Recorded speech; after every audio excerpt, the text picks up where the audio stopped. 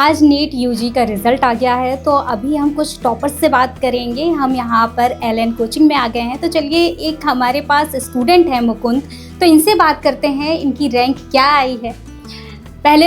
सबसे पहले कॉन्ग्रेचुलेशन मुकुंद, अभी आपकी रैंक जो है कौन सी आई है? Thanks a lot ma'am.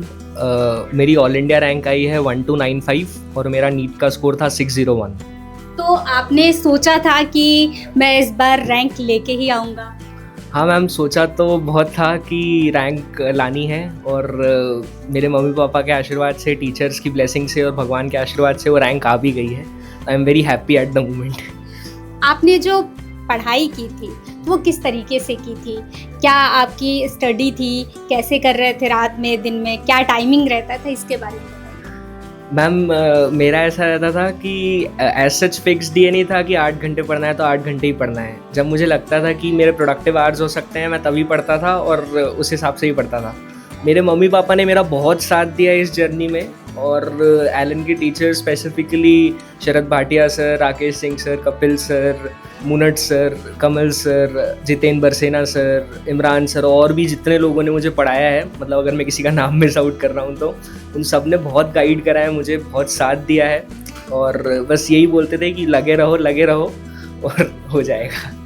अभी के टाइम पे बच्चे बहुत ज़्यादा मोबाइल यूज़ कर रहे हैं, तो क्या आप भी मोबाइल यूज़ करते थे और मोबाइल के साथ में पढ़ाई का टाइम निकालते थे? हाँ मैम, मतलब मोबाइल यूज़ तो करता था बट ऐसा भी नहीं कि 5-5, 6-6 घंटे बस फ़ोन ही चला रहे हैं। रिक्रिएशनल एक्टिविटी के हिसाब से फ़ोन यूज़ कर लिया एंड देन फिर रख दिया एंड देन वापस पढ़ाई पे। जब ये रिजल्ट आया तो सबसे पहले कॉल किसकी आई? सबसे पहले मैम कॉल्स तो आ ही रही थी, एक्चुअली मेरे साथ साइट नहीं खुल रही थी तो मैं बैठे बैठे वही साइट ट्राई कर रहा था। फिर सबसे पहले पापा को फ़ोन लगाया था। सबसे ज़्यादा टफ आपको क्या लगा ये पूरे एग्ज़ाम के टाइम? पेपर उस दिन का दिन तो सबसे टफ था ही था, मतलब सारी चीज़ें अगेंस्ट में थी, लाइट चली गई थी, वेदर वॉज एडवर्स और पेपर भी बहुत टफ था। और स्पेसिफिकली फिज़िक्स का जो सेक्शन था दैट वाज वेरी डिफिकल्ट, मतलब इतना एक्सपेक्ट नहीं करा था, तैयारी तो करी थी बट इतना एक्सपेक्ट नहीं करा था कि फिज़िक्स इतना टफ आएगा। सबसे ज़्यादा फोकस आपने किस पे किया था? कौन से सब्जेक्ट पे किया था? ध्यान तो फिज़िक्स पे ही सबसे ज़्यादा दिया था क्योंकि सब बोलते थे कि बल्ब बायोकेमिस्ट्री से आ जाएगा बट रैंक जो है वो फिज़िक्स से ही आएगी, तो फिज़िक्स पे ध्यान दिया था और भगवान की दया से एंड गॉड्स ब्लेसिंग्स के कारण वो अच्छा भी गया। आपके रोल मॉडल कौन? रोल मॉडल मैम मेरे फादर और मेरे mother. They work tirelessly, endlessly, without any doubt. वो रात में 3 बजे भी अगर कॉल आएगा तो they go and they attend that with the same zeal. I am very happy to share the field which they both are doing. They both are doctors as well, तो I am very happy to become a part of that field जिसमें मेरे mother father हैं। तो आगे की क्या planning है? कौन सा कॉलेज चूज करेंगे? मैम अभी तो एज सच कुछ सोचा नहीं है, डिपेंडिंग अपॉन काउंसलिंग में कि क्या रैंक्स पे क्या उठता है, बट मेरी रैंक अच्छी है तो आई एम होपिंग कोई अच्छा कॉलेज ही मिल जाएगा। Thank you so much. Thanks a lot. तो अभी हमने मुकुंद से बात किया और यहाँ पर इनके पेरेंट्स भी हैं, तो उनसे भी बात करते हैं, जानते हैं कि उनको कैसा लग रहा है। आपके बेटे की इतनी अच्छी रैंक आई है, कैसा लग रहा है? बहुत गर्व का क्षण है और एक माता पिता के लिए बहुत बड़ी बात है।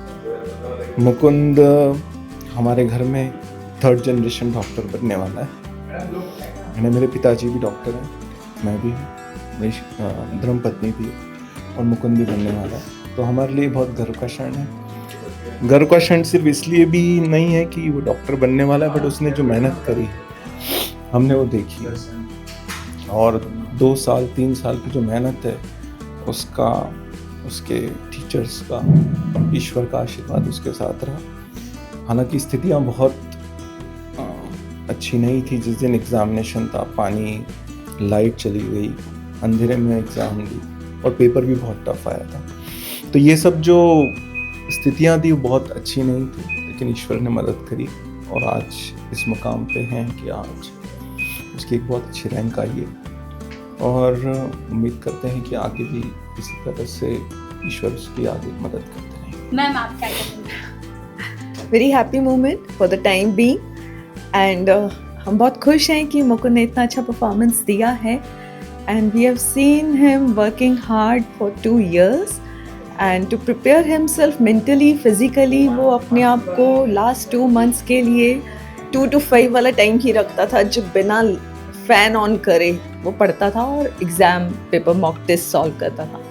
सो this was his preparation mentally as well as physically beyond studies वाला, जो उसने अपने 100% एफर्ट देने का कोशिश किया.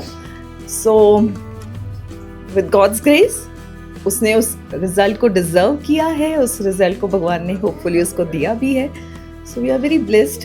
मुकुंद, मैं आपसे एक और सवाल करना जी। चाहूँगी कि आप उन बच्चों को क्या कहेंगे जो अभी प्रिपरेशन कर रहे हैं? मैम मैं तो बस ये कहूँगा कि एक तो गॉड में फेथ सबसे ज़्यादा ज़रूरी है, मैंने उसके रिजल्ट्स देखे हैं. तो और दूसरा बुक्स को बार बार पढ़ना पड़ेगा, रिवीजन करना पड़ेगा, और जितनी बार भी आप सिलेबस को वापस पढ़ोगे आपके लिए वो बेनिफिशियल रहेगा. और एक लेवल अगर आप ऊपर का ही पढ़ो तो इट वुड हेल्प यू, क्योंकि वहाँ पे you do not know what the paper का लेवल विल बी. जैसे हमें लग रहा था कि it would be easy, but out of the blue paper आया and it was very shocking.